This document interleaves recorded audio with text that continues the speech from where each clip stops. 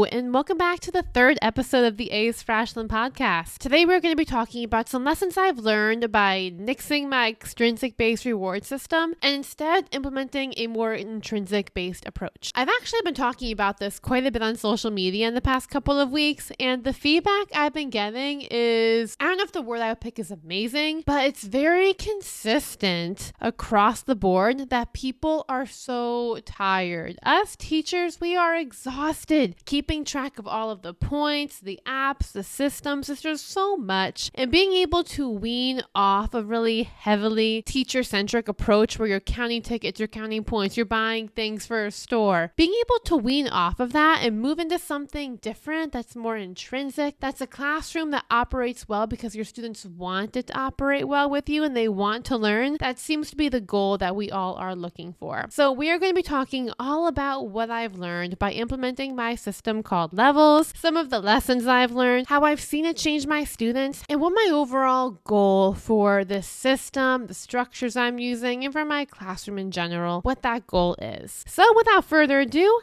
let's get into it. For those of you who don't know, I got my master's degree in education policy and leadership, and throughout that process, there was one text that we read that really stood out to me. There was this metaphor painted for us when it was talking about equity in schools. Schools like to do this thing where we see a bunch of cracks in a wall, and instead of going in and fixing those cracks, we instead wallpaper over it, so it seems like it's not there. And this is what I saw happening so frequently in different schools I've been in with extrinsic-based reward systems. It feels like a band-aid approach. You know, if you have a student who, let's say they have some severe behavioral needs, they keep destroying your classroom, seeing or having the feedback that what you need to do as a teacher now is check in with them every 5 minutes and give them a sticker, give them this if they're not destroying your classroom, doesn't seem like it's actually helping that student. You know, it might transform a behavior. It might work, but is it actually meeting the root need that is causing the student to exhibit that behavior, or are we just wallpapering over those cracks? I have decided that I am no longer going to do that. And those of you who've been listening to this, you've been following me for a little while, you know this has been a bit more of a gradual approach for me. I haven't just jumped right in the deep end. I've been easing out of extrinsic rewards for a couple of years now. But this year I have nixed them, and instead what I am doing is I am meeting kids where they are. So I have not had any classroom evacuations or things that severe in years, honestly. But let's say I'm seeing a behavior like interrupting. If I see a student interrupting, instead of looking at them as a student who is getting in the way of what I need to do as a teacher, they keep interrupting my lesson, I'm changing my lens, and instead I'm viewing them as a student who has a need to be heard. They have a need to express something. They have a need for attention. They have a need, and it's my job as the adult to find out how I can meet it. So ideally, I try to meet my students where they are when they are exhibiting those undesirable behaviors. That might mean pulling them out into the hallway and checking in with them and seeing what's going on. It might be a day when one of my students seems uncharacteristically upset, and I pull them aside and I'm like, hey, just so you know, like, I'm here for you. You don't seem like yourself. How can I help you through this? And showing them that that student and I are on the team and it's us against the problem, that lens has changed my life. It sounds so dramatic, but it's so true, because once you change an approach like that and you go from viewing all of these problems as different fires you have to keep snuffing out, and instead you look at problems as needs that you can help solve, it changes your purpose. It changes your mood. It changes your mentality. And that change is something that has kept me in education these past couple of years, when honestly, if you had asked me a few years back if I'd be teaching this year, I don't think I would have been able to tell you yes. Viewing students, viewing their behaviors as needs unmet, and finding out ways that I can meet them, that is something I'm doing with this approach. I've also started implementing illustrations of the real world for my students. And what I mean by that is this. My students, they are in the real world. They are people, they are living lives, and they are having life experiences far beyond their years. They've experienced trauma, they've experienced loss, joy, and it's not my place to tell one of my middle schoolers that they don't know what life is like because they're a child, because that is incorrect. My students know what life is like. The illustration that I like to use with them is drawing a circle and saying, if this is the world, when you're an adult, what happens is you might be in the middle of that world, but then you might fall, and you could fall really far and really hard. And it could be really hard to pick yourself back up and get back to where you were. But when you're a kid, when you're in school, I draw a box in the circle then. I'm like, like there are these structures that are in place. And so if you fall and you're in that box, you can't fall as far as you would if you were in the real world. But with that being said, I try to show my students the real world or the worldly implications for their behavior. So we talk about things like confidence, why it's important to have confidence, not just in your classroom, but when you're 18 years old and you're applying for jobs, why is that important? When you're an adult, why is it important to be confident and surround yourself with people who view you for who you are? Why is it important to have an accurate representation of who you are? We talk about these things. In making these illustrations with my students, just off the cuff, honestly, it's whenever it seems applicable, but making these illustrations has really helped transform the culture of my classroom. I think my students genuinely see that I'm here for them and that I care about them and I want them to be not just good students, but mostly good people. And that I want to equip them with the tools and the resources to do that and to have power and to be able to go and do whatever they want. And showing students value and teaching them lessons that don't just relate back to ELA, but that relate back to life really hits home that point that I'm here for them, not just for school and for who they are as a student and a scholar, but for who they are as a person. And changing my structure and my system for classroom management away from something where I'm the one solely in charge of everything and I'm putting out all of these fires, I'm organizing everything, into a lens more where I'm viewing myself as a leader, equipping students with tools to manage themselves and manage our content, has been game changing. It changes the way I plan my lessons. It changes the way I deliver my instruction, the way I communicate with families. And what I've learned through changing my approach from this extrinsic-based reward system to more intrinsic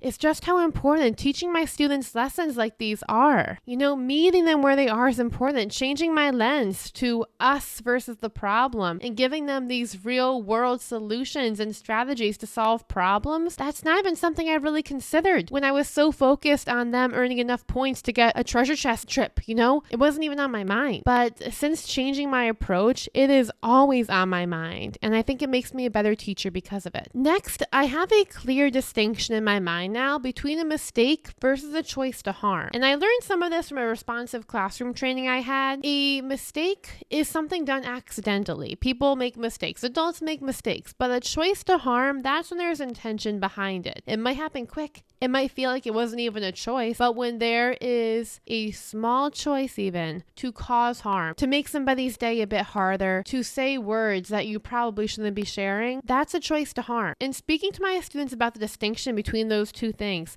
having them work through scenarios, which I've done, like I've actually given them scenarios and had them identify if this is a mistake or if it's a choice to harm and what they could have done differently if it is a choice to harm. But being extremely explicit about the distinction between those two things has served me wonderfully in the classroom because now I have that language to use and my students know that language. And so we're able to identify it. And regardless of if something is a mistake or if it is a choice to harm, we also talk about accountability and how important it is to be accountable for your actions. And we also talk about how freeing it is to be accountable for your actions. You know, nobody likes sweeping a bunch of things under a rug and just pretending this big pile and this big lump under a rug isn't there, because it is there. We can sense it. We can feel it. So taking that accountability and owning your choice can really free you. And that is a point I hit home with my students, especially now that I'm implementing this more intrinsic-based system. Through all of this, my goal with my system now is no longer to maintain a quiet and calm classroom. It's not to have a classroom where an administrator will walk in and say, "Oh my gosh, what a quiet class you have." It's not that. That's not my goal. My goal now is to have students who come into my class ready to learn and excited to learn because they want to. It's